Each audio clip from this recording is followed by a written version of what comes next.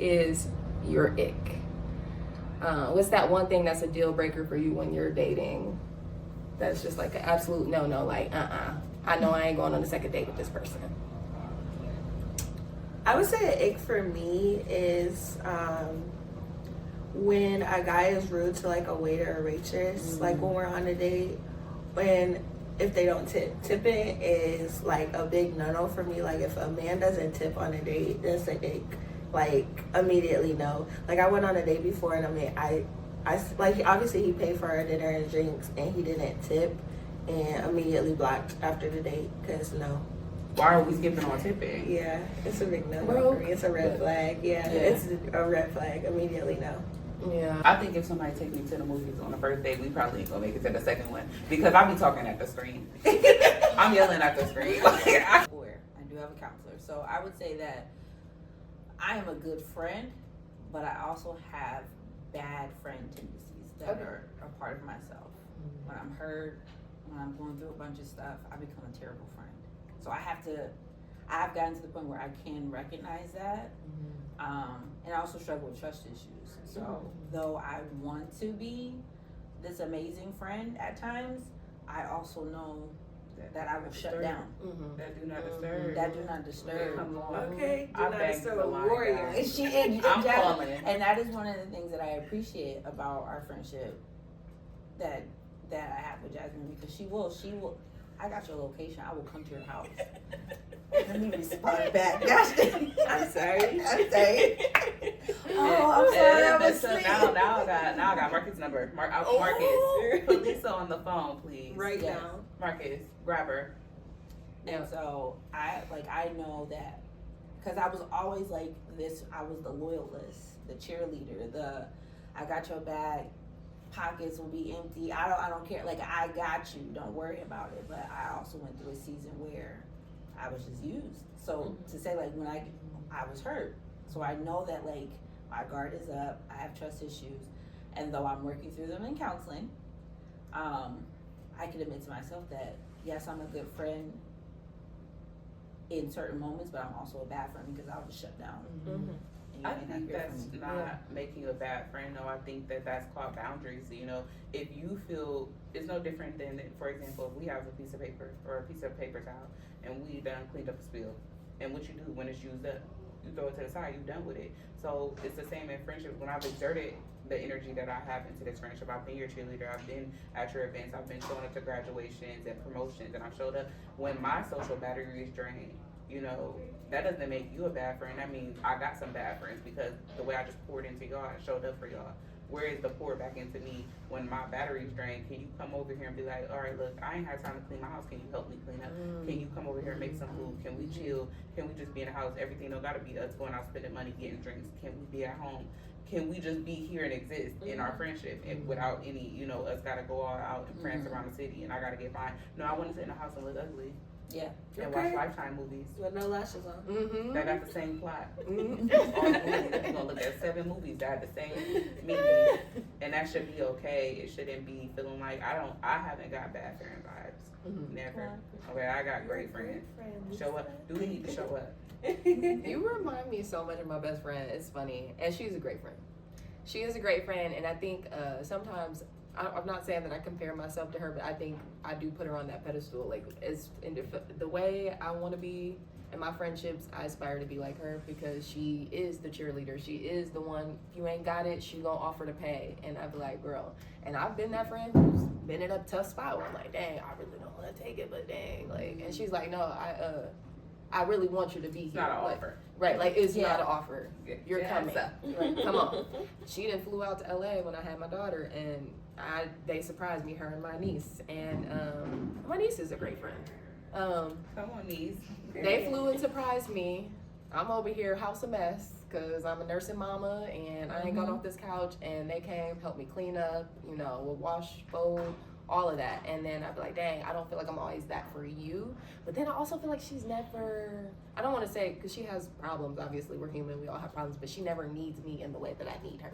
And sometimes I feel bad for that, like, damn, I'm needy. Like, I always need something or, you know, whatnot or whatever. But she is just like, no, like, I love you. You are who you are. I accept you for who you are. You don't answer the phone all the time. I know if I need you to answer the phone, or if I'm in a dire situation, I'm not gonna call you because you might not answer. If I only got one call, you're probably not gonna be the person to call. But she loves and accepts me for who I am, and she has tons of friends, and I kind of get jealous about that because I just be like, girl, I only got you. I have a lot of friends too. Yeah. But the people like, and if she's anything like me, how she calls me like, no, I want you to be there. That's kind of how I am. Like, I might not need you in a lot of ways. No, I might not need you financially. No, I might not need you. But I do sometimes be like, okay, call my friend, like, tell me to get my fat ass up and go to the gym. You know, that's what I need. me. That's the support I need. You know, like, you know, Lisa is my, you know, she know everything. That's what I think. She knows everything. So I be like, well, damn, like, this, that, and the third, I got this, that, and the third. She's like, oh, well, you know, you could do this. Wait, you just sounded like her. I could sing you this if you want me to. Yes, he did. I can share you this if you want me to. I'm like, damn, you know, like, it's like, because me, how I just said, I kind of get one-track minded. So, like, sometimes I need somebody to bring me back to focus and be like, oh, well, you know, it's really not as hard as I'm making it seem. Like, I'll be making it seem like I got to jump over Mercury and, you know, I got to do all this to get around when it don't ever have to be like that. But because I'm such a go, I'm thinking I'm over here trying to get my daughter her snacks that she, you know, is very serious about that. Like, I get to forgetting that things are not always as hard as I seem. So somebody to, like, you know, kind of recenter you. Like, ground you. Yeah, ground me, and then to, like, I be needing to vent. I told Lisa on the way. I'm like, look, I had a morning, like, and I'm just like, I'm sorry, Lisa, I feel like I'm dumb. She's like, no, it's okay. And then once I get all that out, I'm fine. Like, but it can become a lot. So it's like, okay, if it is a lot, if I am dumping on you, let me know.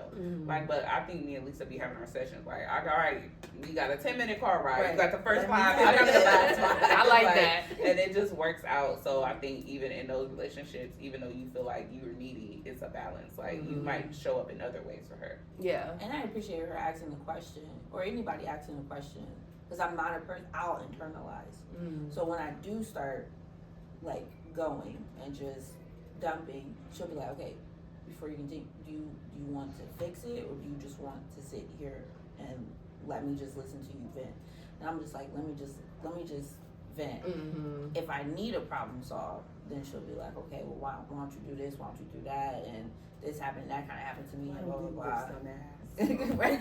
Why don't we do that? Right, we right at dawn. So like so that I appreciate, because when I do get to get it out, it does make me feel better, because then it's like, I tell her all the time, she healed a broken heart with her friendship. Yeah.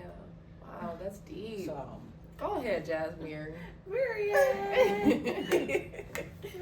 That's beautiful. Like, honestly, female friendships are so necessary, because I feel like in this world, I mean, you even see this in like celebrity culture and all that. Women are just pit against each other, and men almost, like, my daughter's dad says this all the time, women can't get along, women hate each other. Like, he's just like, women hate each other. And I'm like, no, it's not always like that. Like, I feel like I wouldn't know where I'd be without my best friend. Yeah. And I have more than one best friend, but, like, you know, you got your best friend, you got your best friend, you got people you call in certain situations. Like you said, you know, she always has a solution. I have a friend who I know, like, when I just need cleansing spiritually, like, I can call her, we can pray together. Like, I had a friend, we literally prayed on her living room floor before I set out from LA to drive back here.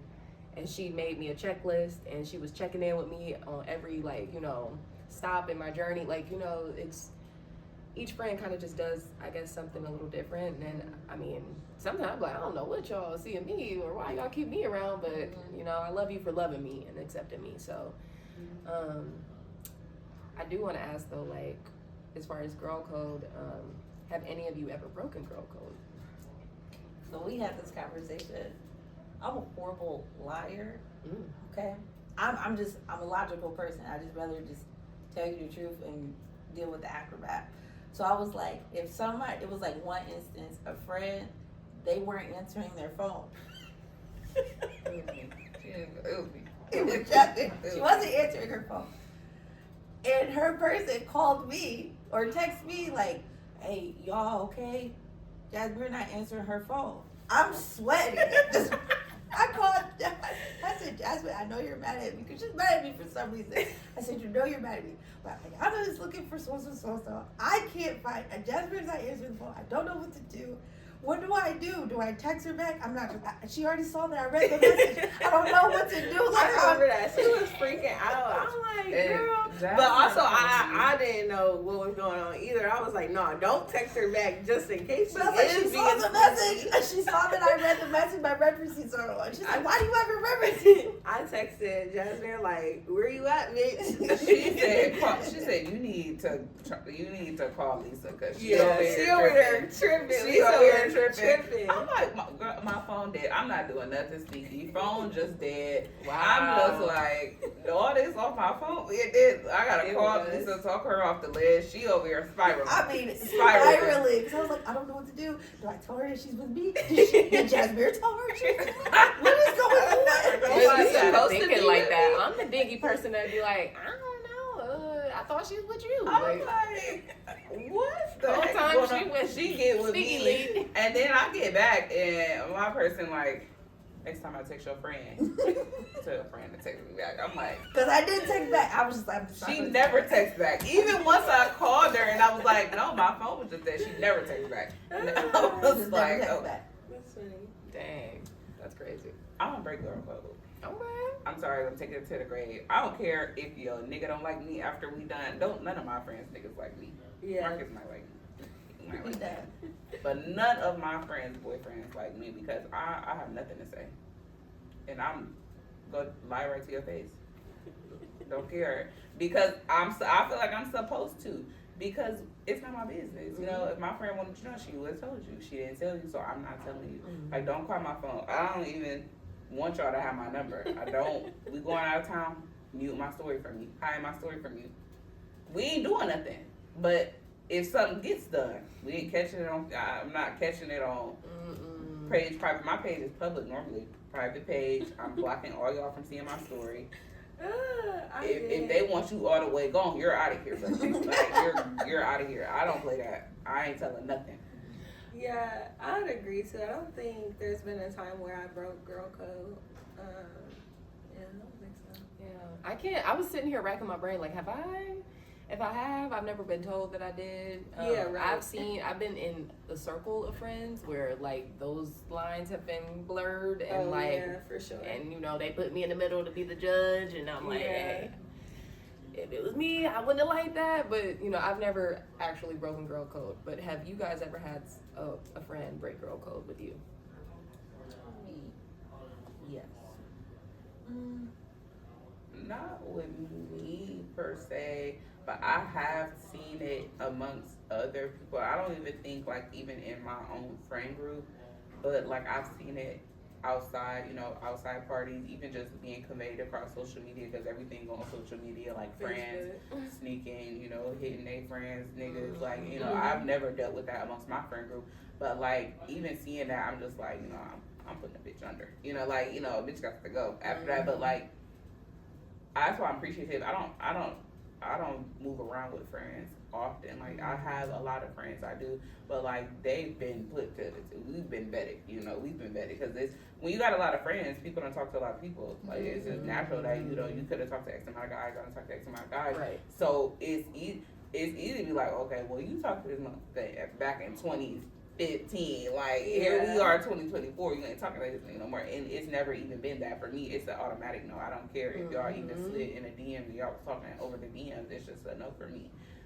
But I know clearly girls don't all share that same premise, but that's why I'm thankful for my friends because I have not had to deal with that, and I don't know what I do. Like you know, I don't know. Yeah, I would say it hasn't happened to me, but I would say a friend has done it to another friend where they broke girl code. Yeah, I don't want to speak on too much on that. It was wrong, huh? Yeah. It was wrong. She did her dirty. Girl. Yeah, so I don't think it's ever happened to me, not that I know of. Look, I feel like it hasn't necessarily happened to me. I've had a sister though, who broke girl code. I had a sister who broke girl. I mean, it's a complicated. I guess, relationship. We were adopted sisters. I don't know. And at the time, we weren't even that. Like, she was just, she was in the system. It was kind of like a temporary living, but we live in the same household. And you boinked my boyfriend. Like, wow. Also, but it was somebody I shouldn't have been with anyway. If I'm being honest, I was a little girl, literally, and this was like a teenager. And it was just like, yeah. So I'm like, it's a little more layer on it. Yeah. She's still wrong. Wrong I mean, is definitely wrong at the wrong. end of the day. Definitely wrong. She need to hang her up. We've worked past it. But yeah, I did have a friend who she just was really promiscuous. We're not friends anymore. And I don't know, like the way she kind of did it was kind of just like, oh, well, I mean, like, y'all wasn't talking or whatever. Like, I don't know, like, y'all shouldn't have been talking anyway. It was a situation where it wasn't somebody I should have been messing with. Not because of age, but like because of he was a friend of like my ex. So I mean, you became the problem. I mean, I was wrong. No, I'm saying like your friend made it seem like you basically were the she was just like, yeah, like instead of looking at it like, oh, he's off limits because y'all did have like a thing. So what you thinking? You taking him off my hands or something like that? I mean, that's kind of more so how like, and it was kind of the way she went about it. It was kind of unapologetic and just kind of like, I don't like people like that. yeah. So we're not friends anymore. So it's not really even an issue, but it's just like that's the only time I can say I was like. I think if I really cared about somebody, you might actually. Yeah. If you attracted to them, I don't think. Them type of people be like, they shot you in the foot when your foot was in the way. Like, what are we talking about? That type, right there. Exactly, that type of energy. She was. Why was your gun right there? Why would you go around my nigga's house? Why did your nigga invite me over? Like, why would your nigga around me? That type of energy, or like she definitely would talk behind my back. Like I said, I'm not. Oh yeah, it's a lot of layers to girl code too. Like, I think that even with it's like kind of the social media thing. I think that's really popular amongst girls going to social media, like with the like subliminal post, or instead of just having a conversation. I don't play that. Like that I will read a friend. Like I will cut somebody clean off just because I feel like if we've been friends for 10 years, you're gonna take 5 minutes to make a post when you could just hit me up. Like it should never. I think that if a real friendship, it don't have no, we not like limited on the things we can talk about. I shouldn't only be your friend when it's time to kick it, go shop, go on trips. If it's something like sticky, like and you got an issue, then we should be able to talk about that. So I think that like if any girl code, I think that has been broken a couple times. That specific area of girl code, like the social media post. Oh, I had a friend also, go to my daughter's dad and like tell him. Well, she told somebody, and then they went back and told, but it's just like. That was never for the telling. That wasn't for the telling, so you shouldn't have. Right. And they went back and told my daughter's dad, and it was a whole thing. And it's just like, oh yeah, I asked for clarification. I ain't get no answer, so you got up out of here. You're done. Since I was like 10 or something like that, you got to go because I don't like room for error. I don't like having to track shit down. Like I shouldn't have to. All right, where you hear from? And we gotta pay telephone to see where it came from when it should have never been nothing, that came out anyway. So I really don't play. Like I have kind of like at this age, I'm like, okay, I'm closer to 30 than I am to 20. I'm not no kid no more. Ooh. I didn't say anything. Oh, did we hit a nerve? It's like every time you say 30, she just gets get the shaking it. Oh, yes. I didn't say nothing. I just said 30. Girl, look, it's inevitable. You gonna hit it. Okay. I got a long way. And it's gonna be great. It's not a long way. It's not a long way. I got a long way to go. Girl, goodbye. You gonna rock you at 30. So yeah, I had to I feel like at this age I shouldn't have to teach you on how to be in a friendship. I should be educating you. At this point, I'm trying to teach my daughter how to be friends to her friends. Right, I'm not trying to teach you how to be a friend to me when you know. Right. You shouldn't have said that shit. I ain't gonna whoop your ass about it. Like, obviously, we will be out here tussling too. So I'm just like, all right, I'd rather just get you up out of here. And that's exactly what I did. And I ain't talking to a bitch since. I know that's right. The business is to be stood upon. Okay. Hello?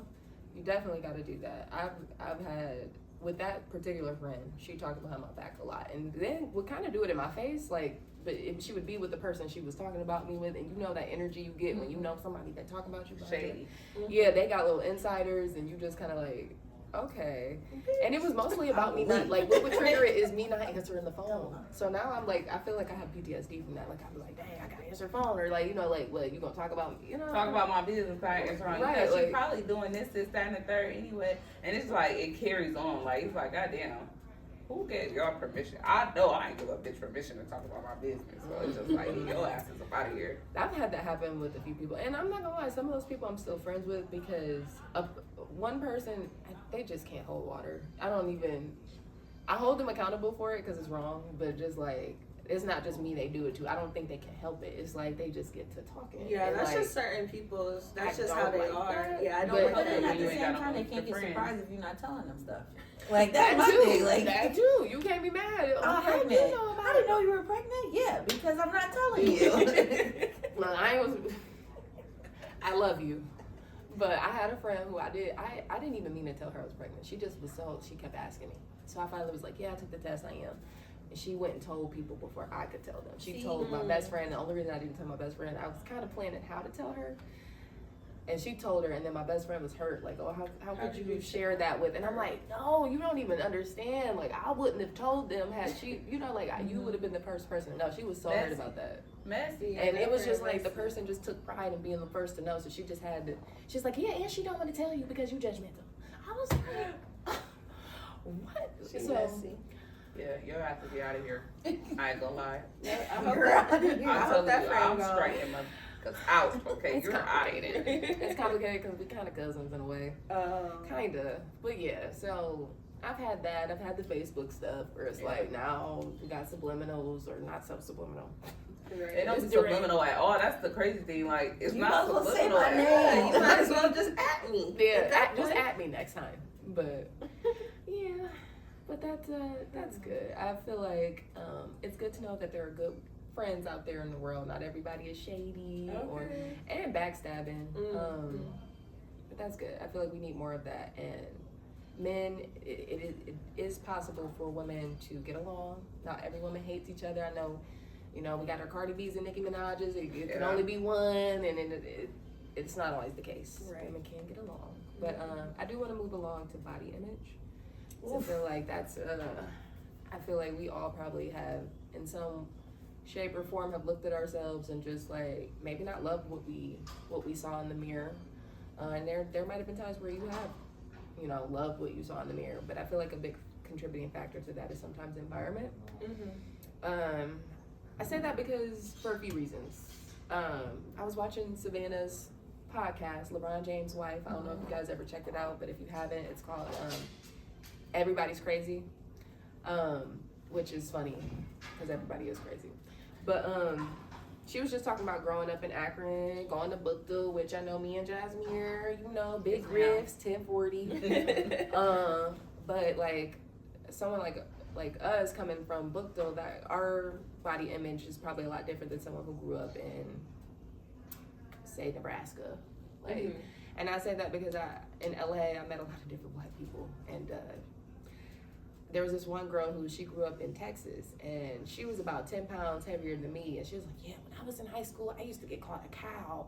And I'm like, a cow? Like, she was like, I was like, what you mean? She was like, people used to call me fat, like I used to have an eating disorder, and I'm looking at her like, I don't know one black girl with an eating disorder. Not that they don't exist. But she grew up around all white people. So like, you know, all her whole standard beauty was based on Eurocentric standards. Like, you know, she was very open about it too. That was another thing I wasn't used to. Like, she'd be like, yeah, like I would try to look more white so that I could appeal to more men. And I mean, she wouldn't say it exactly like that, but it wasn't too far from that either. And I just wasn't, you know, going to Bookdale, I ain't never heard nobody say they was trying to look more white or appear more white or lose weight. I ain't never heard that. So like, that was crazy to me. For me growing up, I struggled a lot because I was a stick, and everybody was gushing over. All the guys wanted a Buffy. I don't know if y'all remember Buffy. Buffy the Body. Buffy the Body. And Takara. Like, Takara was like, I don't know, 7th grade, every dude wanted her. So here I am, not even 100 pounds, but I'm 5'9". It looked crazy. Like, and I got teased a lot for that. So I was doing the complete opposite, where I'm over here stuffing myself to gain weight, and you know, dudes would be like, oh, you're cute, but you need like 20 more pounds on you. And so like it really affected the way I looked at my body and the way I looked at myself, and the comparisons I drew. But I want to hear from you guys, like what was growing up, I guess, like assuming you guys are all from Akron. Yeah, I'm not. You're not? Okay. I'm from Kent. Oh, okay. Yeah, I'm from. So Yeah, both my parents are from Cleveland, but they met at Kent State and raised me and my brother out in Kent, which is majority white people. So I would say I wouldn't compare myself to, you know, white girls or anything like that. I had a lot of white friends because I went to Kent. Majority is white. I grew up real, believe it or not, I'm trying to suck this gut in, but I grew up real skinny. I've always been tall, so I was a stick. So I would say I would compare myself to other friends that had a little bit more meat on them, because the man wanted a booty and some titties. I always wanted some titties. Now that I got them, I'm like, damn, This ain't get rid of them. Back hurting all the time. Back hurting. Shoulders So all the time. yeah, I would say I didn't try to compare myself to a white woman. I more so compare myself to like black girls. Like I always wanted to have an ass. I always wanted to have titties. So you were in the boat with me. Yeah. So that's how I grew up, because I always grew up, you know, a stick. They always like, even my family, they'd be like, "Oh, you need to eat a sandwich." Like even my dad used to say that to me, like, "You need to eat, blah blah blah." But yeah. Yeah. Wow. Yeah. That's crazy. So maybe that was just her. Maybe it had nothing to do with her environment at all. But I just know she would often say that, like, but she also liked white guys. Yeah. So I mean, I don't know if you do or not, but I feel like so maybe that might have been why she was leaning more so towards wanting to look more like what she felt like they wanted. No, why would you look over there? Well, since Not she like that. are looking at Miss Lisa, what was your experience? Because you went to Kenmore. I went to Kenmore. So I went to Bookdale for 2 years. I actually played softball during the same time that Savannah was playing. So I went to, Wow. yeah. So I went to Not you trying Bookdale. to throw that in like you knew her. I didn't know her, but just played softball. But no, I'm like, girl, he is cut. That was my cousin. That was my cousin. shout out to Savannah. Absolutely gorgeous. I love her. But I graduated from Kenmore. The way I grew up, it was just a mess. So because I had to be covered head to toe, we weren't allowed to wear makeup. Just stop laughing. I'm just thinking of the skirt. Like I'm literally picturing this jean I skirt. gotta get a picture of With you in her. this shirt. You better not pull out no pictures. I don't even know Don't if do I that. have any. Like when I tell you I was like strict, I was on the usher board. I was president when I became like Not older. to have a president. I was a president of the usher board. Okay. I got kicked off the usher board. The junior usher board, I got kicked off. So it was like I had to be covered head to toe. But both sides of my family, they thick. Thick, okay? Wagons.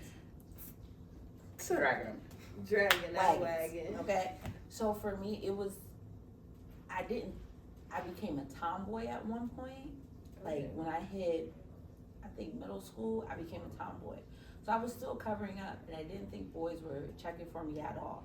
Got to high school, changed it up a little bit, started wearing a little bit more tight fitting, because I was like, I don't care what y'all say, I'm not wearing these skirts no more. I'm not wearing these skirts no more. Long johns underneath. Oh, If good. you did. I'm not wearing these anymore. But I still had the mixture of like a tomboy, and so I was wearing the Timbs, the tighter fitting jeans, the white tee, and the hat. The fitted hat. Insert picture. It sounds like I an gotta usher. find Don't be one. surprised. I gotta find one. So like boys started to take notice, but I was still a tomboy, so I wasn't thinking anything of it, right? I'm like, ain't nobody checking for me. Ain't nobody checking for me. People thought me and my twin brother were just two boys, like twin boys, because I didn't really think anybody was checking for me. I didn't start finding and I'm going to say it wrong because I could never say femininity.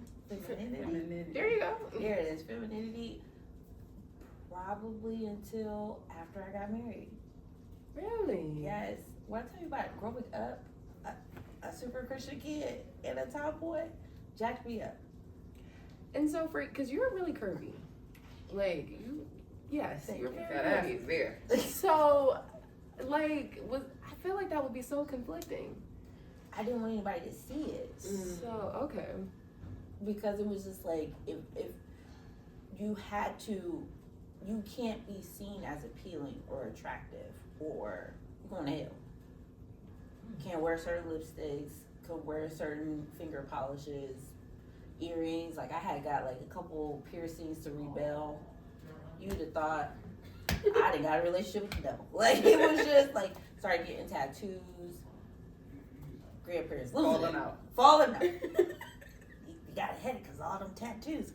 These are like years Oh, old. that sounds like somebody I know.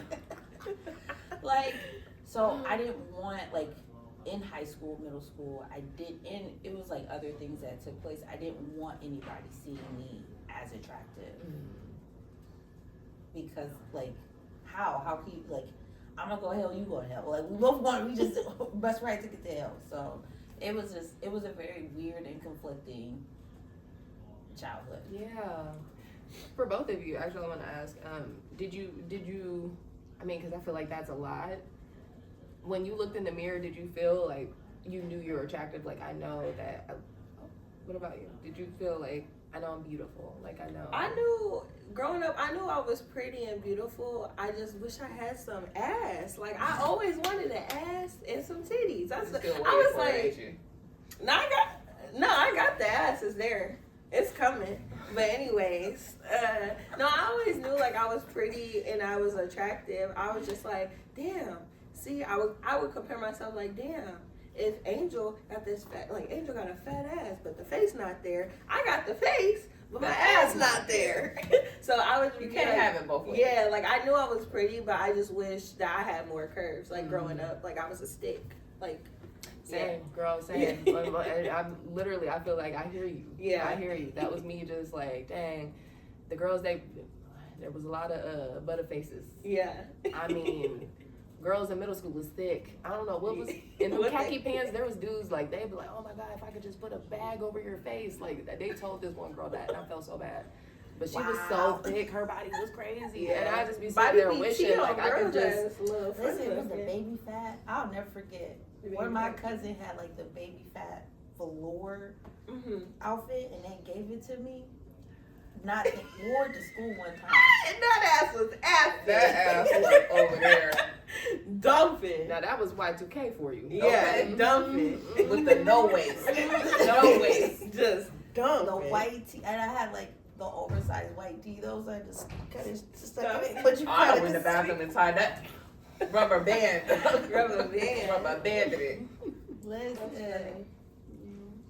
What about you, Jasmine? So all of us, like even just my siblings, like I probably was the one who went up and down. Like so it went up and down. So like at one point I was just like super skinny, and then I had started gaining weight. I'm like, what the hell? Like that wasn't the move. Like so I'm like, now I gotta go up inside. We in a husky. They don't make huskies anymore. I'm like, husky, like, and I'm like, hell nah. And my mom put me in soccer, and then the weight came off, but it came off, and I had this ass on me. Okay, my grandma used to let me. She used to take me to do all my shopping. We had dots with it. We had dads. Come on. So I'm putting that shit together. I'm trying to put this shit together, and my mom was like, no. Not going for it. She gave me my brother's pants because she like, no, these too tight. I had the apple bottom jeans with the apple on it. The back. Yeah. No.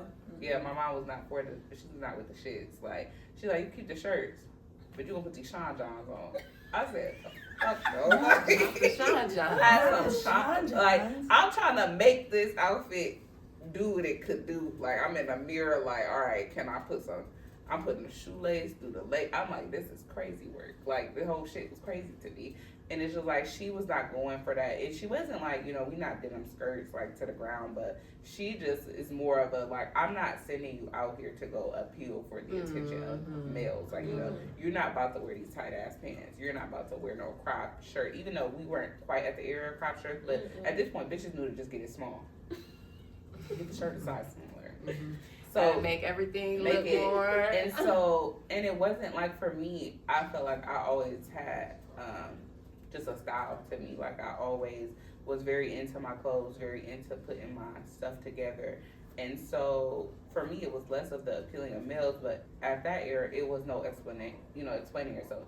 It wasn't like my mom was not going for that explaining. I don't care if you, what you say. I don't care if you think you about to be Jean Paul Gaultier. You're not going out of here in this stuff. You need to go upstairs or put a shirt. You wearing some leggings, the shirt better come to the back of your knees. You put a dress on with the leggings, not a shirt. Like, so at the era when I did started, like I had got me a summer job. She got me a summer job. I was like, oh, outside.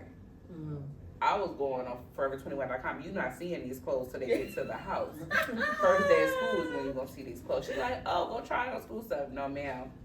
No, ma'am, because I'm not sending it back. Nah, I ain't sending it back. So, it's like, I had to learn how to navigate that. But I felt like I never was completely, I don't have a lot of chest. I didn't have a lot of chest. It's not board flat, but I ain't got no, you're not getting no double D's. I don't have that. I do got some ass, though. The ass is there. Okay. I want it. It ain't Lisa. Yeah. It ain't. Nobody got Lisa ass. I don't have Lisa ass, but I do have something. But I think for me, it was less of the actual body composition and more of the features. So I have always had big lips, small face, big ass lips. Always had dark skin. I think that, if anything, contributed to me, being self-conscious about anything. It was the, dark jokes and the, big lips. And I think you got a question that I'll reference that too towards we get to the end of it. But those play just more of a self-conscious.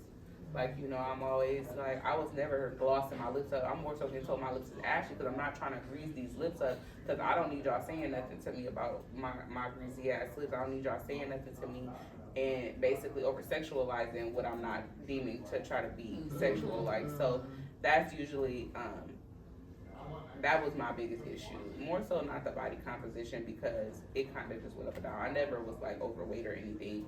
It was just like, once I did get a shape, my mom shut that down. Immediately. She shut that She shit said, down. absolutely not. She said no. Put them leggings on. Put the Sean John jean on with that Hollister shirt. Yeah. Ma'am, like, she just was not with it, and she had no style. So like, once I got that summer job, it was lit. Like, it was over with. And she like, why don't you go? No, why don't you go to Rainbow? You go to Rainbow.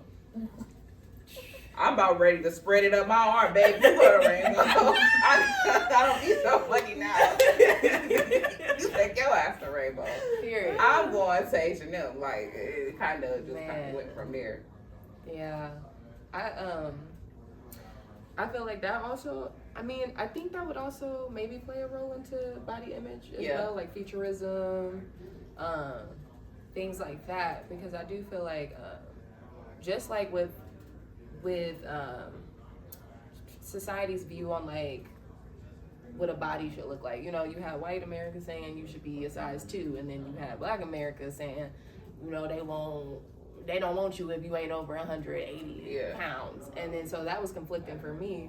But then now, in pop culture, Kim Kardashian has made it so that now everybody got to be BL. Yeah. And everybody wants to be on the thicker side, or, like, I be hearing white girls like, my butt looks too flat. And I'm like, what? Like, oh, that's your DNA. But I will say, and I think you could probably speak to this, going to book though, it was so many different. It's like we had thick cheerleaders. And we had thick cheerleaders. We had the thickest cheerleaders. The thickest cheerleaders. Somebody was like, them looked cheerleaders. Okay, it's something in the water. And it's like, it was, and I think I benefit also just being at that school, having such a diverse friend group. I have friends, I got light skinned friends. I have, brown skinned friends. I have friends dark as me. I have, and we all different shapes and sizes. So it made it acceptable. You didn't feel uncomfortable, because not only in my friend group, I'm not in a friend group full of, very skinny and petite women. I'm in a friend group where you got a thick one here, you got one with ass, no waist, you got this, you got that. And it's just like, everybody made you feel comfortable. At that age, me and my friend, she working at Taco Bell, Aaliyah. Yes, she was working at Taco Bell, okay. She working at Taco Bell, I'm working at McDonald's. We at the mall. And, we at the mall with it, and we in our house, her mom, we got working women as parents, so it's just like, you could do what you could do. I'm like, all right, bring that jean jacket. I'm bringing it, so it helped because we the same size, and when you growing up in a perverse area and it's not a lot of money, you got to make it work with your friends. So we like, all right, it helped not feeling like, okay, I gotta drop this weight because don't nobody else look like me. I have friends that look like me. I have friends that didn't look like me. I have friends, but we were all comfortable, and they made you feel comfortable. I didn't have the friends like, oh, why don't you take your fat ass to the track after work. I didn't have no friends like doing that. So it was like I didn't feel the need to look like nobody else. I didn't have nobody made me feel like I needed to drop down and be a size 2. I had a very accepted, and I know it is friends like that. That's shady. Like you got a whole friend group, but I could only imagine at that time being the thickest cheerleader. If I didn't cheerlead y'all, but like if I was the thickest cheerleader, how did that look for you? Because everybody doing the high jumps and you got to get down and do the split. Right. You got to be the support. You got to for the bottom. You got to put that knee down. Right. You're not getting your ass. Because everybody listening. Yeah, so it's like I could only imagine what it could have been like at that time, but I had a very like a Copley. Yeah, or you a little chunkier on a track team, because I didn't know. Y'all, I was so educated. I did not know the track team had all these different things like shot put. Yeah, because if I seen a big girl say she was on a track team, you were like, bitch, you ain't dropped not one damn hurdle. You fucking lying bitch. And I'm like, I didn't know shot put and distance was a thing. So it's just it is a being at that school is such a diverse group of black kids. We didn't have I could only think of 2 right now. White. Yeah, I can only think of 2. Yeah. And see, whenever I would be talking to that girl, I felt like I was kind of almost trying to teach her to love and appreciate her blackness, because she just was trying to be the furthest thing from it, and she was so open about it. So it wasn't hidden where it was self-hate. It was very open. Yeah. It was very nah, I curl my hair a certain, when I would come with my afro, y'all see me at work, sometimes it don't even look like I put a pick through it. She would tell me you need to do something with that, because that doesn't look good. You need to curl it something, because she would curl hers every week, and she'd be basically she's I want people to think this is my natural hair texture, and I just be girl, I'm not about to do that because you're frying it. Yeah. and she eventually did. She eventually did fry it, and but after a while, some of the things I was I gotta distance myself from you, because you're projecting on me and trying to make me hate myself, and I don't. Yeah. But I feel going to book though, I had a completely different experience as far as body image. It was definitely, you need to gain weight, you need an ass, you ain't got no titty, I would never look at a girl that looks like you unless you gained about 25 pounds. So I think that did hurt my body image a bit. And then it kind of made me go into modeling, because I'm well, at least I can be appreciated in this arena, not knowing, going to LA, that they looking for something completely different as well. So, and then of course the standard of beauty has changed. So now everybody does want the BBL, the thickness, and I'm damn, I can't get it right. I can't, Yeah. But I do think environment does play a role, and then sometimes just your family, the things that they say. Because my family, they're shapely. My sister, her mom. I mean, when I say Coke bottle. Period. And she be you ain't got no shape, and I just be dang, how do you get a shape? What do you do? Right. Help me. Right, help me, but no, take it away. Yeah, because I mean, well, no, my family. What you doing? I walked in my grandma's house. I was going to tell her I was pregnant. She you getting fat. I'm damn. It be that. Just the Oh, shit, you ain't I would go no contact. I'm over here. I don't go no contact. I'm about to cook your ass. Grandma I'm not that. I'm not about to cook you. I'm not about to go back and forth. No, ain't no you'll never hear from me. Granny. You ain't no slim goodie either. Oh, I don't understand why do families do that? And it's typically a lot of the black community. Yes. Why do we do that? I cut my hair off. I did the big chop. And for that one time, I was feeling myself. My friend did it. I had my little shirt on. Marcus and I were married. I was feeling myself, right? Had my earrings, had the big old earrings on at the time. And my grandma was you look like a boy. It just destroyed my confidence.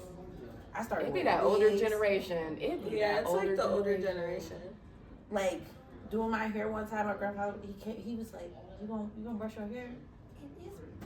Like, I thought I did it. I'm picking pictures up off the wall. I'm like, did you want to brush your hair here? In this picture in 1963, did you want to brush your hair? Like, I'm going through the motions. And I just will never understand why family just feel like it, which I'm glad, like, for the newer generations. Like, my generation, Gen X, Gen Zs, all of them. Are you Gen X? I'm millennial. Okay, I thought But so. like my generation, like, Oh. because we are more aware, like, this stuff was hurtful. Hurtful, So let's yeah. not pass it down to our kids as Yeah. like hypercritical beings of just like, this is wrong, brush your hair. And I catch myself doing that sometimes. That I like, she has her own style that she wants to do. She's 8. She's discovering herself. And so to me, it looks messy. But that's just my upbringing where like something looks messy to me, she loves it. Yeah. So I have to catch myself and be like, can I help you just redo it? Or, you know what, baby, we just gonna go with it. You look gorgeous. You look beautiful. The baddest. Yeah, I think you know, first of all, like, family has an entitlement because we're family. Like, that's an entitlement in itself. Well, we're family. I should be able to be brutally honest. I should be able to say this to you. I should be able to be open with you. I should be able to criticize you because we're family. My mom, I wanted to get the curls, the roller set. I wanted to brush it out and have, the volume. Mom was like, no. You gotta roll it this way. So my mom was like, roll it front to back. I walk in the house, my brother said, big worm, big worm. I don't give a. He and my mom bust out laughing. And I'm like, bitch, you the one that told me. Not big like worm. I was mad. It was summertime, I was like 3 shades darker. I was living in the sun. I looked like Big Worm. I probably did. And she didn't brush the curls. And my brother is like, and I mean, black families carry on. These They do. They don't They're stop. gonna bring it back 30 up. minutes. They don't like. I come back downstairs. My mom start laughing again. Nobody said nothing. Like, and at this point, I'm in the kitchen. I'm fuming because I'm ready to go in here and get the dropping machine. So I cuss. I'm ready to start cussing. Like, That'd have been the day I'd be like, I'm running away. yeah, I'm running ready. in the house. Yeah, I'm in the mirror practicing. About to air these things out, like. And I'm just like, these, and I had to learn, like, you develop thick skin, but you also don't develop boundaries. Like, you feel like it's okay for people to, be over opinionated in your image. Like, you don't have too much opinion in what the fuck I wear or what I decide to do with my hair or what I decide to, if I decide to wear long nails, if I decide to wear short nails. I've been wearing long nails. My grandma took me to the nail shop. She was like, all right, just tell me you want something. She's like, I'm going to run some errands. I'm like, this long. And, she looked and she was like, that ain't what I told you to get. I'm like, yeah, but it's what I want. And she was like, okay. Like, my grandma taught me how to be very free. Like, I had the ability to exercise what I wanted to wear, what I wanted to do with my hair, what I wanted to do with my nails. And I didn't feel criticized, Like, it wasn't until she got old and she started losing it up top. She started getting a little loose. I was trying to give her some grace, but she was getting a tripping a little bit. I'm like, you got whiskers, babe. Oh. Not too much. That's whiskers. Yeah, they get like, they right up in here. Be like they this. get a little Oh, chin great. hair. Yeah. I might even get some chest hair. I'm ready to cook you at any given moment. I will get like that. It does get like that. I agree with a lot that you said. What all of you guys have shared. I feel like your self-image, it starts with you. It should be about how you feel about yourself. And I feel like if you're, I guess, like, I don't know, because I also had acne too. I don't know if anybody else had acne. No, I just had a big forehead. They used to tear me up. I still got it. It ain't gone, but they used my brother wrote raps about it. Not raps. It was all about the Benjamins came out, and then it was like this part in the movie. Okay, you dropped this right. He used to tear me up with this forehead. I think your forehead is lovely. Oh, thank you. I think that there are so many times I wish that I could just speak to my younger self and tell me, like, tell her, you're gonna be fine. Literally, none of these people's opinions is gonna matter to you in 10 years. Right. You're gonna have a baby and you're gonna get a little bit more meat. Yeah. And just love yourself, because at the end of the day, it's your self-image. Nobody can control that. Nobody has to walk around and be you but you. So, love what you see in the mirror. But if you guys had an opportunity to say something to your younger self, what would you say? Fuck these people. No, for real. Seriously, like, Yeah. if I did, I feel like, if you think back, like, it's always those, like, class clowns, like people who want to just get their jokes in. And I can promise you, I think that most of the people in jail. A lot of people that teach me are on drugs. I was the class clown. Oh, were you? It was. I won that. The county. Oh, did you? Yeah. Oh, In high wow. school, I You was. think you funny? I am funny. The I county. I wasn't I that am funny. I don't know. What I know would if say, I'd be laughing at her. you do. I don't know what I would say to my younger self. I would say, don't let people's opinion like change you. Like, don't ever change for somebody. Because I've always been like loud, outgoing type of person. So I know when I was younger, I would try to like be like more quiet or more Shrink reserved. yourself. Yeah, but I would say like don't let people's opinion like change who you really are. There's so many things. One, I would tell myself to remember that every day is worth living, right? And then I would also tell myself that don't allow other people's religious beliefs dictate how you grow up. Find God for yourself. Find your own relationship with God. Because undoing a lot of the things that I'm undoing now started with thinking that this was supposed to be my like the super strict religious upbringing that we had was supposed to be life going forward. And I'm learning now that it's not. It's learning for yourself instead of just taking what people give you. And appreciate your blackness. Speaking of, that's a great segue. I just want to talk about modern day society and the pressures that are put on Black women, because I feel like it's a lot. Like, there's just so many stigmas out there that are attached to us, and how we are, how we operate, our relationships with Black men, our parenting styles, whatever the case may be. There's just so many different things and so many different ways that people feel like we can do things differently, or like, we bring, almost feel like sometimes people put the way that we're treated, like they kind of blame us for that. Like, oh, you're angry, or you're argumentative, or, like all these different things. If there was like one misconception about Black women that you could change or enlighten people about, what would it be? I'll go. I was waiting on this. And I'm gonna circle it back to what I was saying about my body image, about me having big lips, and then I'll bring in Lisa, with her being very curvy. Like, I feel like Black women are oftentimes over sexualized, where we lack control. I couldn't control what size my lips are. My mom has big lips. I'm sure Lisa could not control that she has a wagon back there because her mom has one. So it's like the things that are not in our control, we've been over sexualized about, to where you feel the need to. I don't feel the need to even over gloss my lips. I wouldn't wear lipstick back then. I wouldn't wear any of that. I would just go ahead with the chapstick and be done with it. And then Lisa, wanting to gravitate towards baggy clothes, but everything that we do should not be over sexualized. If women, to be honest, white women have been getting like BBLs and stuff for years.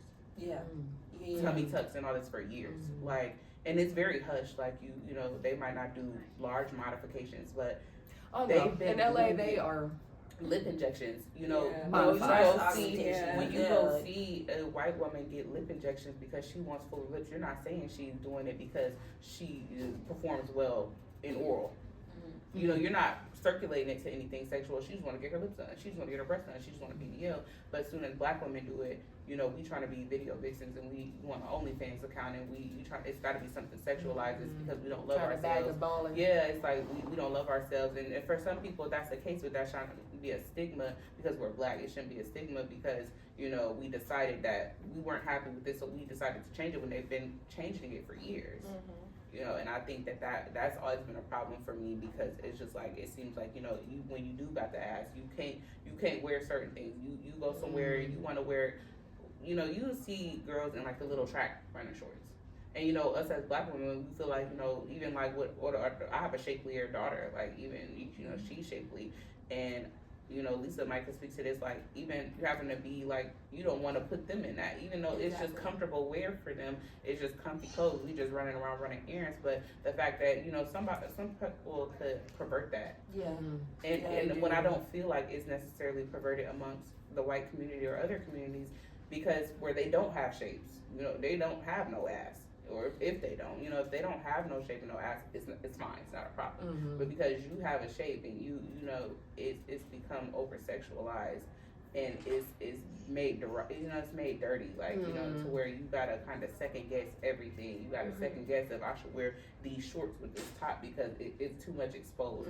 When a person who is, you know, smaller and they don't necessarily look like me, and they, you know, we're not going to the same place. We can't go, you know, see our people performing. You know, we got what's her name, Bad Barbie. You know, child, don't get me started on her. Like, you know, what's the difference in her and, you know, Megan Thee Stallion, Sexy Red? What is the difference? But it seems like we get, you know, a lot of over sexualization, like, and I don't really like that. Yeah. No, I agree with that. A lot of different examples come to mind when you say that. I think of somebody from work who recently had on some shorts, and you was like, well, why did she get to wear that? Yeah. Somebody wore shorts. Somebody wore shorts. We can talk about that. Yeah, we ain't gonna. I think it can also. I'm not gonna say it could go both ways, but I can attest to this. Like being somebody who was really small when I was younger, wearing certain things that I know if Lisa wore, it would be looked at totally different. Nobody bats an eye if I walk by in it, but if Lisa wore it, like everybody's head turning. Yeah. And it's not her fault, and it's like in the same way that I'm just throwing it on, she's just throwing it on, but and then she's being shamed for it. Yeah. You know, like that's the thing I think that really drives me nuts is like you're being shamed and told you want them, you trying to be cute, whose attention you trying to get, or you know, like, and then or if you do attract males' attentions and they act a certain way, you're made to feel like that's your fault. When it's like, why are you attention seeking? Right, like you shouldn't be looking at me like that. You shouldn't see me in a sexual way. Yeah. Like, you know, I'm just walking by. You're just walking by. Like even with our family members, like there's a lot of molestation and rape that happens within the households. I learned in sociology, you're more likely to be touched by somebody in your family than you are someone outside in the world, like a complete stranger. And too many times I feel like in the Black community, it's the child who's shamed for it. Like it's almost like we protect the Black men who do and it's not just Black men, like they do it too. They might even do it more. But I feel like I've just noticed a protection with Black men where it's just like either they deny that it happened. Like I've had mothers or family, like they'll deny that this uncle, brother, whoever this is has done this, and they'll shift the blame towards, well, why are you walking around like that? Yeah, you know? like why you got them shorts on? Well, you shouldn't have been. What were you wearing? And why would you? I mean, what did you think? And like almost like he can't control himself. Yeah. And it's like, I don't know. Sorry, I think I took it somewhere completely No, different. But it's still along the lines. But yeah, I think that how you said, like it becomes a you thing, like, and even if it publicly, like say it went to, you know, legalities and it went to court and everything, it's like the behind the scenes reprimands, like the soft, you know, the not so quiet, not so loud reprimands that now you're changing their attire and the way they do things and how comfortable they are. Like it's like those quiet, like, and that's what I felt like amongst just even in my own household. Like I have brothers, obviously I can wear certain things, but you know, it's obviously they don't look at me, you know, and it had got to a point where I'm like, you know, I can wear what I want, you know, I'm gonna wear what I want. Nobody should be looking at me. No family members. Nobody should be looking at me. Neighbors. Nobody should be looking at me as a child, just being a child. Yeah. You know, like I shouldn't have to, you know, make sure if I, you know, walk a little slower when you walking by, so you ain't switching. You know, like when I'm just doing my thing, minding my business. I shouldn't have to wear basketball shorts. Right. To go outside. I'm not a hooper. I'm not a hooper. Right. I wear my brothers. Like, I wear my brothers, and you gotta tighten that string real tight. Exactly. So it stay up. No, I agree with that. I do. What about you, Jasmine? What kind of misconceptions amongst Black women do you feel like you wish you could debunk, or like what do you want to, I guess, enlighten people of? As far as like the angry black woman stereotype that they have, or how they say we're so loud, ghetto, ratchet, yeah. I feel like that one especially triggers me. Yeah. I think for a couple different reasons. Like, a part of me feels like I have every right to be angry. So Right. if I am, like, you don't know what it's like to wake up and be me and feel like Right. I have to conform every single day to fit in certain spaces. Or, I don't know. You don't know what we deal with. Right. And why is it considered anger? Why can't it be considered passion? Yeah. Why can't it be considered just any other emotion like anxiety? Yeah. Right. You know, why can't it be frustration? Why can't it be sadness? Because those things, sadness does not always equate to tears. Anxiety does not always equate to me having a panic attack.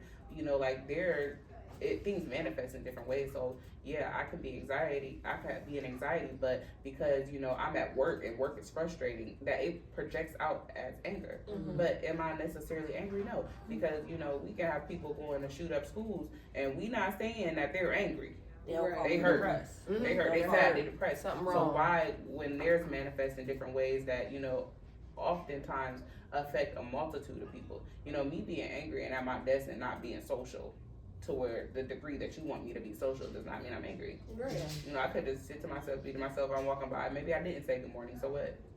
You know, I don't have to say, you know, it's the expectation that, you know, if we don't meet these expectations, I'm deemed this. If I don't, you know, meet you where you would like me to be, I'm deemed this. If I don't perform in the manner that you want me to perform, I'm deemed angry. Like, and I think that that's like one of the worst ones because we don't get the pass that we anxious. We don't get the pass that we overworked. We don't get the Stressed. pass that we're overstimulated. And that can manifest and look angry to people.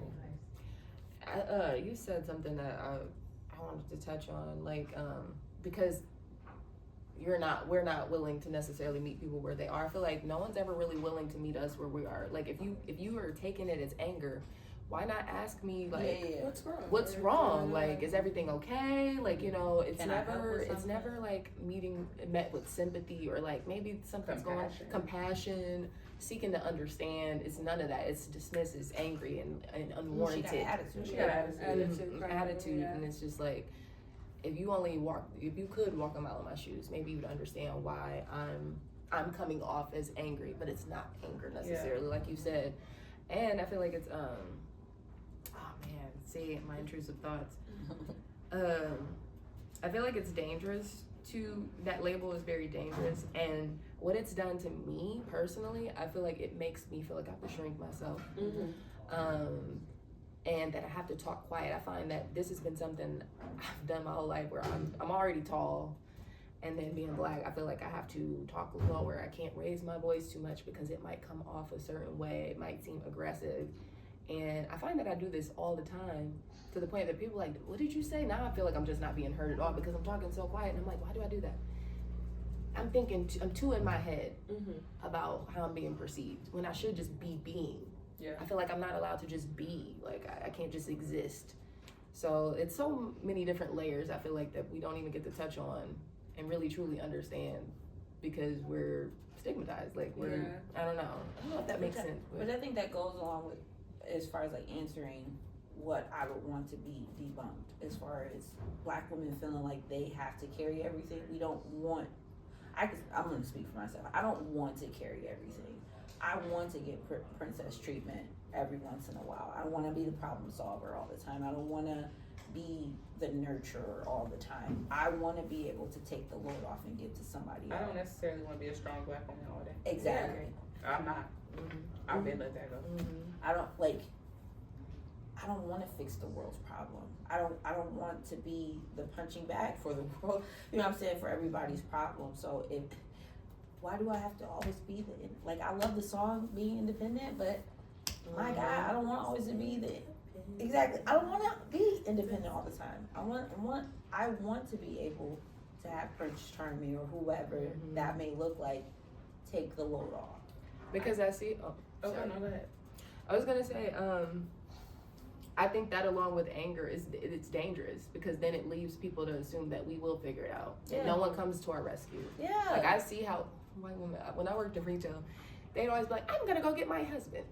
And I just be like, it's the way they said it, they knew that their husband was gonna come and stand up for them, protect them. It's like, you know what I mean? I don't feel like there's anyone I could call, not even my dad, and you know, who would protect me or stand up for me.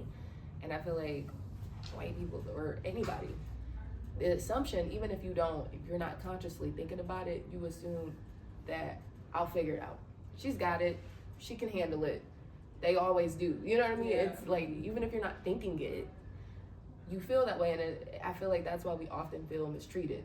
We're unprotected, all these things. When people, even our own men, don't seem to understand that. Like when Meg got shot or whatever, I remember arguing with this dude. He was just like, I just don't like the narrative that the whole black women, I protect the black women around me. I'm like, it's not just you though. It's beyond that. Like it's, I had a boyfriend, he would never, like, I don't know. I feel like when white men walk with their women, they're protecting them. Like I would fall behind sometimes on purpose just to see how long he could walk without noticing that I wasn't next to him. And sometimes it'd be pretty damn far. I'd be like, you don't care if somebody snatched me up because you don't think someone's gonna snatch me up. There's been times where I've been walking down the streets in LA and been followed by white vans, literally dudes, get in the car, you need a ride. And I'm like, this dude, I could easily just get snatched up right now. So I think that's why we're amongst the most trafficked women, all these things, because people just assume that we can protect ourselves. We're still women. We still need to be protected. We're still emotional. You know, I don't know. I think that's, you know, I think we, as black women, have taken on, you know, we're strong black women. No, I'm a black woman, and amongst being strong, I'm other things, but I'm not strong. Is not my only personality trait. I don't even say, you know, like I won't even descriptive. I'm a strong black woman. That won't even come out my mouth because I don't want you to think that that is my identifying factor. I'm a strong black woman. It's not the only thing that identifies me. Amongst being strong, I also need help. I also need, you know, two is better than one for me. Like, so, you know, if I'm going to be with somebody, I'm not trying to just be the strong black woman. I'm not trying to be the strong black mom. I'm not trying to be the strong black employee. No, ma'am. Get somebody else to do it. Get somebody else to do it. I'm good for that. Get somebody else to do it. Get someone else to do it, because when you become those things, you get kind of phased out. You know, like you said, they'll go get their husband. Yeah, I'm going to get my nigga because I ain't doing it either. But even with that though, it's so embedded in me that even if it's like you gonna go get something, it's gonna be me. Like I'm the pit bull of the relationship. Yeah, no. You made his order wrong. Can you please go fix it? Like so I'll show up in those manners. Yeah, I will, because I feel like most guys are less. Like I said, I don't like no sassy person. No sassy person I'm with anyway. So I would rather, like, I don't want to see you going back and forth with no nigga. Yeah. Because you go get the going back and forth with me after that. Because why are you going back and forth with that woman? Like, so because also they just lack, you know, how to deal with people anyway. So it just becomes, they get frustrated, get the huffing and puffing, all hot, they sweating, they mad. It's like, okay, a simple conversation, but like, I mean strong in the fact that I'm not trying to maintain the household. You know, I have a child, so I'm not trying to strictly maintain my child by myself because you think, oh, I have a daughter, that it should solely be on me to, you know, like, I don't want to be strong in that aspect. I don't want to be strong in the sense of that there's no relief, there's nowhere to turn, there's no, you know, I can't come and lean on you and we leaning on each other and we pouring into each other and we're, you know, being a united front and dealing with things. I don't want to be the one that it simply falls in my lap and let me figure out how to navigate it. I'm not the family social worker. I don't want to make everybody's doctor's appointments. No, I'm not cooking dinner for the whole week. I don't care if you eat a Hot Pocket out the box that has freezer burn on it, babe. I'm not cooking. Yeah. So I've learned to, you know, really develop my boundaries in being strong. Yes, it does not make me weak, but my strength has ran out for the week. Yes. My strength has ran out. It stopped on Friday. I'm weak Saturday and Sunday. I don't need relief. Yeah. I'm helpless, babe. I need you. Like Right. I'm whining now. Like I'm fully in my bag. I've got it now. Like tears. Oh, I'm stressed out.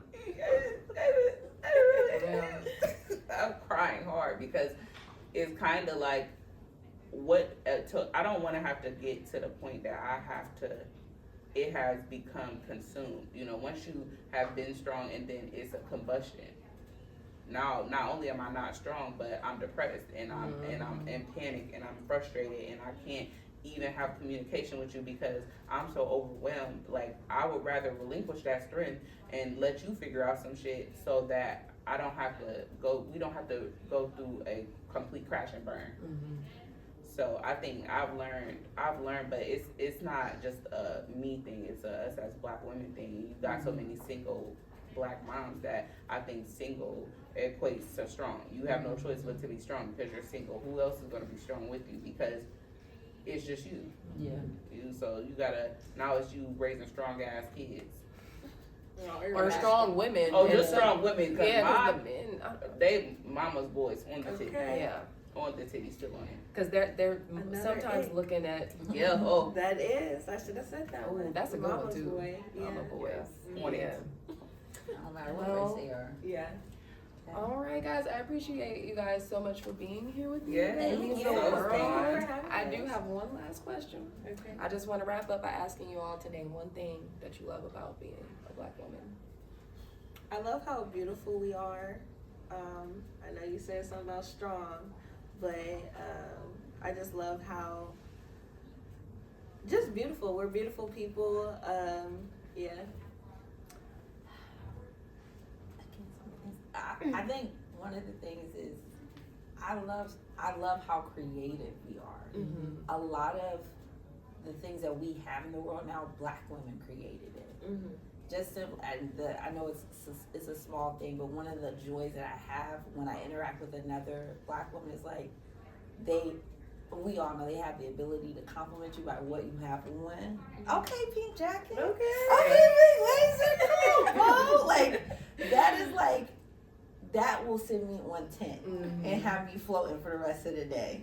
Like I'll be in the bed rubbing my feet together thinking about. She said she liked my jeans. Like it's something about the creativity for me. It's funny, that reminded me when I came to work with blonde hair. You was like, okay, blonde. And I was like, oh, okay, now I know I'm rocking it.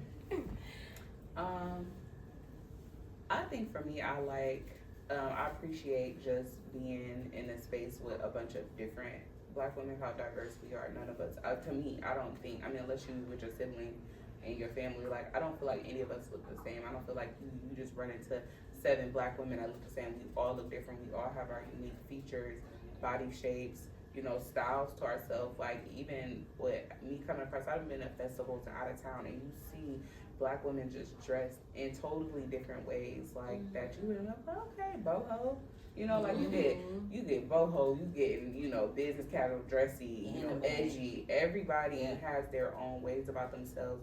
And I think like we don't have a look to us. We don't have a black girl look. Everybody looks different. Everybody, and like you said, you walk in a room and you hair, nails, Okay, lashes. It's not, I've never really experienced that.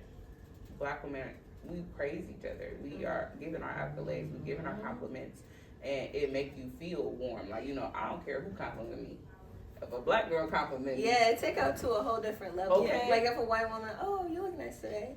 But if I see a black woman, oh, you look good, girl, and I'm like, right. I love the bracelet. I'm like, she in. Yeah. Right. Exactly. I'm dropping the Exactly. now. She in. Like, and it's just always, it make you feel warm. It make you feel like, if you don't feel no other confirmation from somebody else, that black girl get that confirmation. You like, oh yeah. I just love how unique we are. We just come in different shapes, sizes, colors.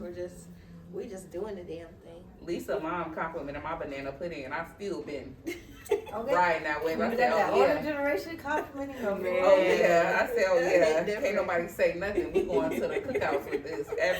They like, what you bring? Banana pudding. Yeah, because I already know what's hitting. But yeah, I definitely can appreciate that about being a black woman. I think 2 things come to mind. I think that, like you said, we're very beautiful, and I don't mean that just on the surface level, although I mean that too. Because we range from light to dark. I've seen some of the most beautiful women. Like for me in middle school, the prettiest girls at my school were dark skinned. Like they were the girls I was looking at. Like, dang, she is so pretty. Like her features, like, they stand out. They're different. I don't see too many people that look like that. And then the second thing is just how smart we are. We're so intelligent. Like the way that we think. I just don't know how many people just think so as diverse as we do. Like, I know black female doctors, I know black female lawyers. I mean, since that bad, what is it, bleach blonde, bad built, butch body, I've been following Jasmine Crockett. Shout out to her. I mean, she speaks just like us, but she will get you right together, and she knows her laws. She knows, like, you know what I mean. And the way she does it, she still does it with style. She comes in that room, that chamber, dressed. Look, they might not like her lashes and her hair. Hey, it ain't for them to understand, but she still comes as her. She's still talking with that swag, but she still like knows exactly what she's talking about. I love that. Like, you know what I mean? Because we're the blueprint. I feel. But, you know, shout out to all women. All women are amazing. I truly do believe that too. But there's just something really, really special to me about being a black woman. Yeah. And sharing spaces with black women. So, again, thank you guys for being here. Yes, you're amazing. awesome. It was. And all right, y'all, until next time, TaeTalk, we are out.